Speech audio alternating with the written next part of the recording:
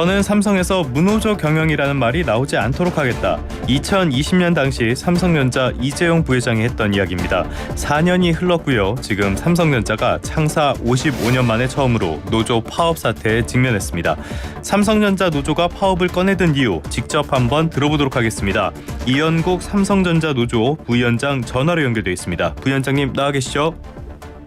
네, 안녕하십니까. 전국 삼성전자 노동조합 부위원장 이현국입니다. 반갑습니다. 네, 안녕하십니까 부위원장님.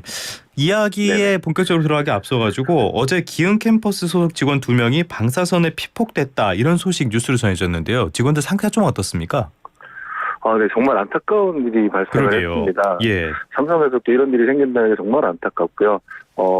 어제 이제 YTN 단독 보도에서 보도한 내용에서 사실 저희가 추가로 확인된 내용은 없어서 네. 좀 그대로 말씀드리면 현재 피해자분들 방사선 피폭 환자 2명은 한국 원자력 의학원에 입원해 계시고 예. 손가락 부피 폭이 발생해서 이상 증상 등을 나타내고 있으나 일반 혈액 검사 결과는 정상 소견을 보이고 있다고 합니다. 예. 그래서 염색체 이상 검사 등 추적 관찰을 시행할 예정이라고 하고요.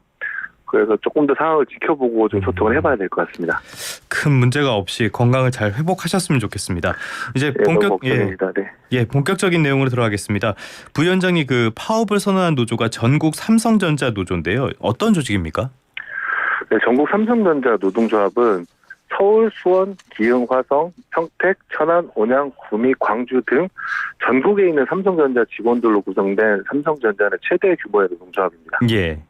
지금 DS 사업 부문이 주로 그러니까 반도체 사업 부문들이 주로 들어왔다고 그렇게 알고 있는데요. 최근에 조합원 수가 많이 늘었다고 들었어요. 이렇게 늘어난 이유가 뭡니까? 현재 가장 큰 이슈는 말씀대로 반도체 부분의 성과급 부분인데요. 예. 삼성전자 직원들은 그동안 회사가 적자 상황이었으니 성과금을 못 받을 수도 있겠다고 생각하고 우리가 더 노력한다 해서 회사가 좋아진다면 성과금이 나올 것을 믿고 열심히 일을 하려고 했거든요. 예. 그러나 경영이 적자인 상황에서 사측은 임원들에게 ATI라는 명목으로 작년 3분기 기준 2.2억씩을 지급한 것으로 확인되었습니다. ATI요? ATI, 네, 롱턴 인센티브라고 해가지고 네, 4분기까지 하면 인당 한 2.9억 정도 예상될 것 같고요. 예. 이것도 또한 2024년 올해랑 내년에도 LTI를 지급하려고 적시한 금액이 4천억 원이 있다고 해요. 예. 이렇다 보니 이제 직원들이 굉장히 배신감을 느낀 거죠. 적자의 상황에서 우리는 뭐 하나도 지급하지 않으면서 임원들은 다 가져갔다. 예. 이렇게 배신감을 느끼게 되는데 이것도 모자라서 경기원 전 대표이사의 타운홀 미팅에서 예. 우리는 더 이상 1등이 아니다. 1등이 아니기 때문에 이제는 총부상 우위는 없다라고 선언을 하면서 다시 1등이 되어 삼성의 자존심을 되찾으면 그때 총부상 우위를 하겠다고 선언을 하게 됩니다. 예. 여기서도 굉장히 직원들 충격을 먹죠. 그리고 또한 23년 올해 영업이익이 11조가 되더라도 DX 기준입니다. 예. 되더라도 직원들에게 성과금은 0% 수준의 성과금이 지급될 수 있다고 선언을 하게 됩니다. 이러다 보니 직원들이 너무나 속상해하기 시작을 한 거예요. 예. 그러면서 이것뿐만 아니라 복지 역시 경쟁사보다 많이 뒤처짐을 또 알게 되었거든요. 저희가요. 예. 그러니까 임금에서도 경쟁사에 밀렸고 복지 역시 밀린 상황에서 경쟁사의 경우 노조가 단단히 자리 잡고 있음을 확인하십니다. 직원분들이. 그렇다 보니 우리 노조도 제대로 자리를 잡아야겠다는 생각을 하신 것으로 판단되고 예. 여기서 또 이슈가 있는 것이 아니거든요. 예. DX 부문 같은 경우는 특히 디바이스 경험 사업부의 경우 만성적으로 성과금이 적게 나온 사업부들이 있습니다. 아, 그렇죠. 예. 네, 그룹에 입사해서 나의 선택이 아닌 사측의 선택으로 해당 사업부에 배정이 되었는데 타 사업부 대비 늘 적은 성과금을 받고 있는 분이 계시다는 건데요. 뭐 가전이라든지 이런 쪽 말씀하시는 건가요? 맞습니다. 네, 저희 뭐 네 글자 사업부라고 얘기하기도 하는데 예. 그래서 삼성이 공정하지 않다고 느끼시게 되는 거예요. 직원들은 열심히 일해서 정당한 보상을 받아 삶을 영위해야 하는데 이 보상이 정당하지 않다고 생각하게 되니까 이제 너무 화가 나신 거고 여기에 삼성의 그 만성적으로 존재하고 있는 불공정한 고가평가, 부당한 업무 지시, 열악한 교대 근무자 처우, 부문 간 신입사원 연봉 차별, 복지 차별, 임금 역전 현상, 열악한 경력적 처우, 직군 차별, 학력 차별, 갈라치기 등 삼성의 수많은 불합리가 있습니다. 예.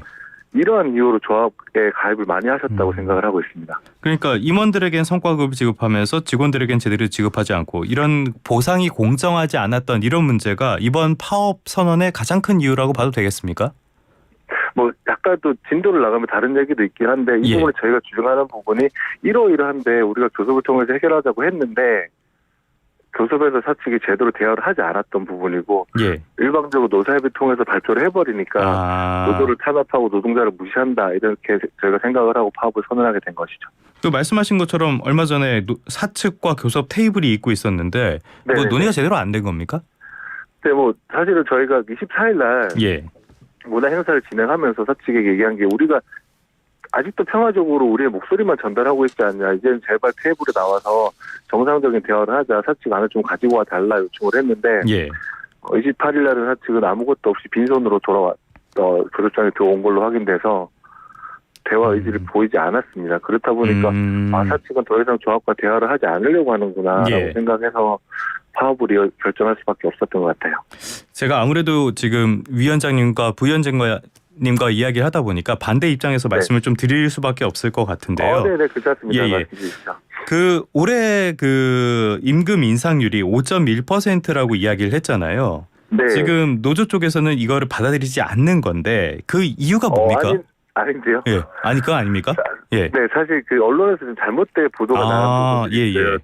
저희가 그 조정회의가 중지되고 이후에도 사측과 대화를 계속 했었습니다. 예. 그래서 한 두 차례, 세 차례 이어서 대화를 했었는데, 일단 사측이 제시했던 5.1% 포함, 사측이 발표했던 복지안까지 포함해서 조합에서 조합원들에게 그 찬반을 여쭤보겠다. 그 대신에 그 전에 네. 23년, 24년 임금교섭 저희가 병합이 되었거든요. 23년도에도 임금교섭 체결이 안 되었습니다. 그래서 23년, 24년 교섭을 병합하는 조건으로 사측이 먼저 휴가제도 개선을 약속을 했었거든요. 예. 근데 그래서 조합에서 마지막 대화에서 너네들이 우리한테 얘기했던 안건 플러스에서 휴가제도 개선인 휴가 1일을 더 주면 조합과 합의가 되면 우리 조합원들에게 찬반을 묻겠다라고 얘기를 했던 거거든요. 예. 근데 여기서 교섭위원들도 이날 휴가 제도에 대해서 꼭 가져오겠습니다. 약속을 하고 뭐 직을 걸고 가지고 오겠습니다. 이런 얘기도 하시면 굉장히 교섭이 잘 풀릴 것 같은 의지를 보이셨는데 예. 그날 마지막 날 오후 3시경으로 기억하고 있어요. 그날 서초의 반려로 휴가 제도가 폐지되었습니다라고 얘기를 해요. 반려되었습니다. 예. 그러니까 뭐 교섭위원들은 모두 이것만 되면은 이번에 교섭을 어떻게든 타결할 수 있겠구나 부푼 힘을 갖고 있었는데 최고 결정권자의 서초에서 반려함으로써 이 사단이 난 것이죠. 그러니까 지금 논의 자체가 제대로 안 되고 있다는 말씀인 건데요. 지금 네네네. 예. 6월 7일에 단체 연차를 내고 파업을 하겠다 이렇게 밝히신 거잖아요. 그러면 이건 총파업과는 다르다고 봐야 되는 거죠? 네, 조금 다르죠. 사실 그 신생노조에서 단번에 총파업을 선언해서 총파업이 성공할 가능성이 굉장히 희박하다고 생각을 해요. 어떤 형태가 되었든 파업을 시작을 해서 단계 밟아 나가서 이러한 체력들을 좀 키웠을 때 총파업이 가능하다고 생각하기 때문에 우선 연차 소진 파업으로 이루어지침을 결정했습니다. 사측에서는 이런 파업 소식 같은 거 듣고 나서 뭐 입장 같은 게 있었습니까? 아니요, 전혀 없습니다. 지금 여전히 그냥 그런 반응인 거군요. 네. 네. 그러면 노조 차원에서 논의 중인 어떤 지침 같은 거 그런 것도 있나요? 네. 추가 지침들은 저희가 이 플랜을 수립을 해놨고요. 예. 저희가 지금 공개드리기는 사측에 또 대응이 있을 가능성이 있어서 어려울 것 같습니다.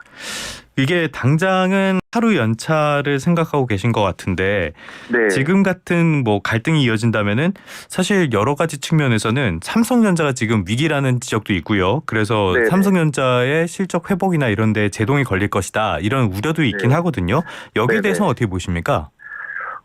그 삼성전자 위기에 대해서 말씀해 주셨는데 그 삼성전자 위기는 지금 경영상의 위기보다 제가 봤을 때는 오너 리스크가 훨씬 크다고 봅니다. 경영 리스크.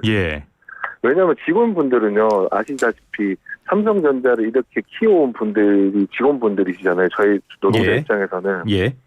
그래서 이렇게 성장하게끔 할 수 있는 저력이 있고 능력이 되시는 분들로 구성이 되어 있는데 이제 그 힘을 잃은 거예요. 저희는 원동력을 잃었습니다. 우리는 정당한 보상을 못 받고 있고 존경을 받지 못하고 있으니까 나 이해할 힘이 없어 라고 생각하시는 부분이고 실질적으로 지금 경력자 이탈이라든가 유능한 인재도 이탈이 계속 이어지고 있거든요. 이 부분이 먼저라고 생각을 해요. 일할 사람들을 붙잡아서 일을 할 수 있는 환경을 만들어줘야지 삼성이 계속 성장할 수 있는 거거든요. 예. 전국 삼성전자 노동조합은 삼성전자의 영원한 발전을 염원하고 있습니다.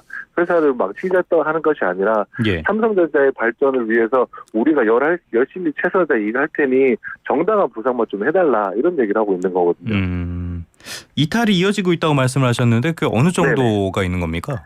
사실 뭐 이 구면을 조합에서 파악하기는 어렵습니다. 그런데 조합원님께서 전달해 주시는 부분을 종합해 보면 계속적으로 선배들이 나가고 있습니다. 동료들이 나가고 있습니다. 이런 얘기를 전달해 주시거든요. 예.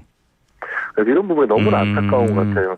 유능한 인재도 붙잡고 좀 같이 일을 더 잘할 수 있게 해야지 삼성이 더욱더 성장을 할 텐데 삼성은 임원들에게만 그렇게 보상을 하고 있잖아요. 예. 그 말씀하신 것처럼 직원들은 능력이 있는데 지금의 위기는 삼성전자의 위기가 아니라 오너 리스크라고 말씀을 해주셨잖아요. 그럼 HBM 같이 지금 SK하이닉스에 좀 밀리고 있다 이런 평가를 받는 그런 부분들 이런 것도 오너의 책임이라고 보시는 건가요?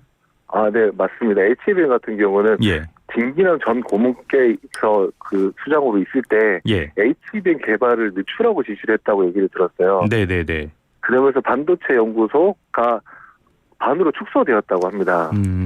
그러면서 개발이 늦어지게 되니까 HBM 밀릴 수밖에 없었던 거거든요. 그래서 지금 와서 부랴부랴 반도체 연구소를 확대하고 개발을 하고 있는데 굉장히 중요한 시기거든요. 그렇죠. 근데 직원들은 일할 의욕이 너무나 이른 거예요. 왜냐하면 이렇게 열심히 일하고 HBM이 잘 되고 영업이익이 11조가 다 하더라도 성과급을 0원이라고 얘기를 하니까 어떻게 해야 되나 이거죠, 직원들은요. 알겠습니다. 지금 일단은 노조가 삼성전자 내부에도 여러 개가 있잖아요.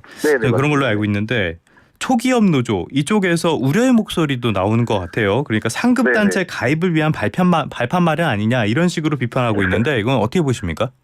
이건 개인적인 견해인데 조합에서 모든 걸 걸고 진행하는 파업을 이렇게 해석될 수도 있구나 굉장히 신기하거든요. 저는요.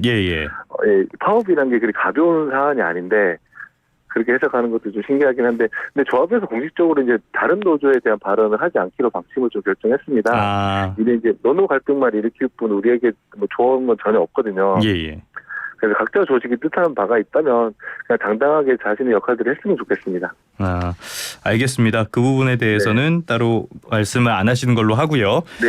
삼성전자에서 그러니까 사실 창사 이래 파업 선언도 처음이고요. 실제로 파업에 들어가면 그것도 또 처음이 되는데 이 파업으로 이뤄내시고 싶은 거 그게 어떤 건지 끝으로 이것 좀 말씀 부탁드리겠습니다.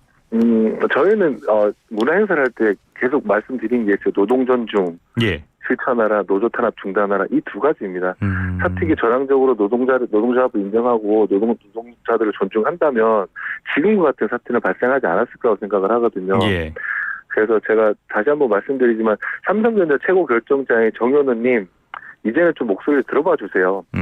직원들에게 정당한 보상을 하는 부분이 그렇게 아까우신가요? 정말 이렇게 말씀을 드리고 싶고요. 노동 존중하시고 노동 탄압을 중단하시면 정말 새로 변화된 삼성을 경험하실 겁니다. 라고 말씀드리고 싶어요. 알겠습니다. 이 부분은 조금 입장이 첨예하게 갈릴 것 같아서 저희가 삼성전자 측에도 인터뷰 요청을 드렸는데 아직까지 확답은 받지 못했습니다. 이것도 상황이 마련되면 인터뷰 자리를 마련하도록 하겠습니다. 고맙습니다. 지금까지 이현국 전국 삼성전자 노조 부위원장님과 함께 이야기 나눠봤습니다. 부위원장님 오늘 말씀 고맙습니다. 네, 감사합니다.